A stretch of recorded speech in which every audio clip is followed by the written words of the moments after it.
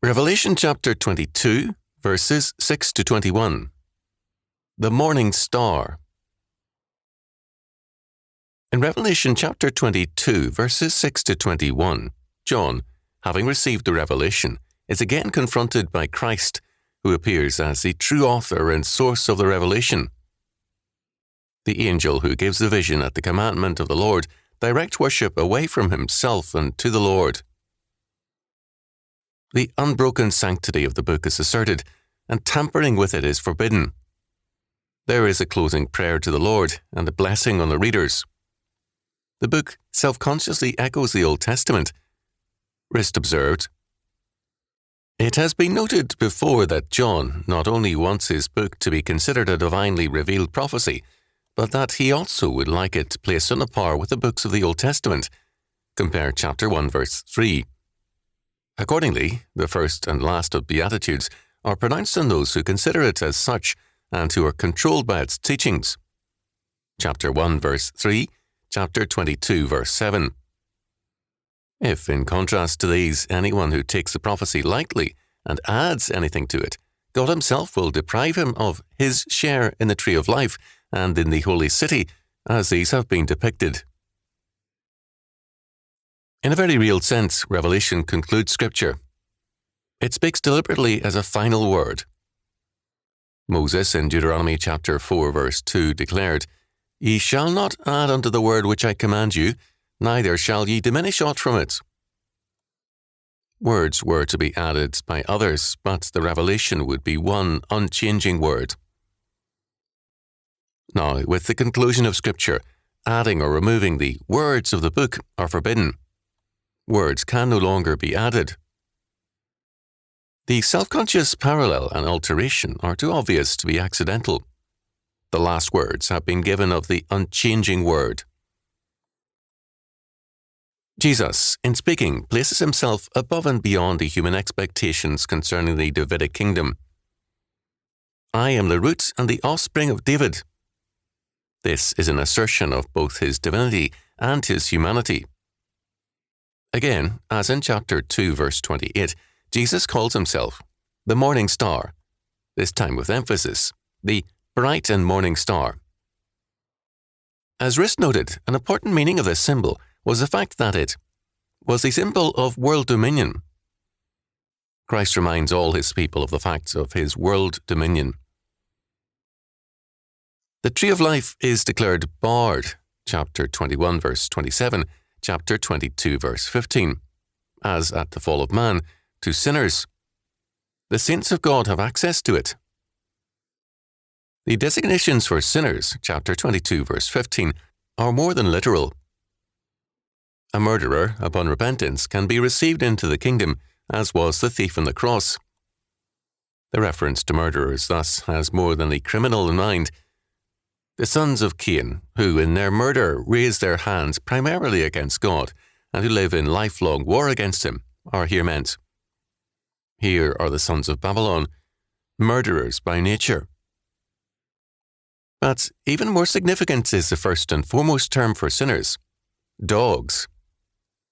Dogs in the East were not pets but scavengers which wandered about cities and fields, devouring dead bodies and offal. 1 Kings chapter 14, verse 11, chapter 16, verse 4, chapter 21, verse 19, chapter 22, verse 38, 2 Kings chapter 9, verses 10 and 36, Psalm 59, verse 6, Jeremiah chapter 15, verse 3. Fierce and vicious enemies are called dogs in Psalm chapter 22, verses 16 and 20.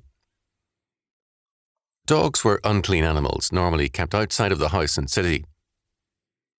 But the significant usage of the term dogs is, in both Old and New Testaments, its religious usage, its symbolic application. In Deuteronomy chapter 23, verse 18, it is a term applied to the male prostitutes who were important to pagan worship in Canaan. In Philippians chapter 3, verse 2, Paul applies this same term, dogs, to Judaizers in the church. Only by understanding, first, the Eastern contempt for the dog, and second, that in Scripture it is used to designate male prostitutes, homosexuals, can we appreciate what Paul called the Judaizers. This same meaning is applied here.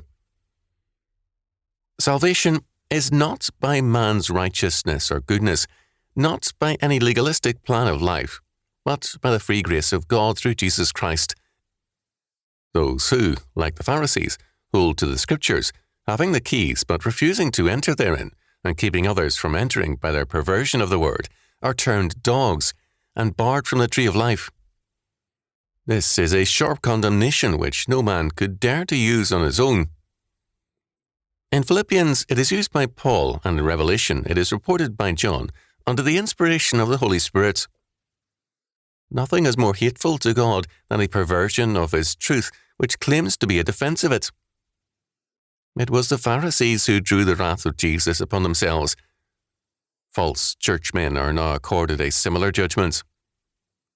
Dogs and murderers are thus excluded from the kingdom, both the ungodly outside the church and those within the church, and the sharper term is reserved for the dogs. Murderers are at least men. The book of Revelation, given to troubled and to compromising, as well as suffering believers, summons them to enter into their inheritance and to recognize the cosmic character of the victory of which they have been made partakers. But Revelation, the summons to victory, has been wrongly used to justify living in expectation of tribulation and horror. But the message of Revelation is instead this: "And the Spirit and the bride say, Come. And let him that heareth say, Come. And whosoever will, let him take the water of life freely." Chapter 22, verse 17. Victory is basic to the Christian faith. Certainly tribulation is basic also, but the tribulation is never given primacy in the focus of faith. The very sharpness of the judgment on the dogs is a part of the assurance of victory and of separation. Moffat's translation of the two verses with reference to dogs gives us the flavour of the Bible's sharp language. Philippians chapter 3 verse 2, "Beware of these dogs, these wicked workmen, the incision party." Revelation chapter 22 verse 15, "Begone, you dogs, you sorcerers, you vicious creatures, you murderers, you idolaters, you who love and practice falsehood, every one of you." This certainty and sharpness of judgment expresses the certainty and inevitability of sovereignty and victory. The New Jerusalem is the heir of the kingdom, and Christ's saints shall inherit the earth. By calling the holy city Jerusalem, he declares that all God's intentions and purposes, all his promises and plans which we discern in the Old and New Testaments, come at last to their perfect fulfillment.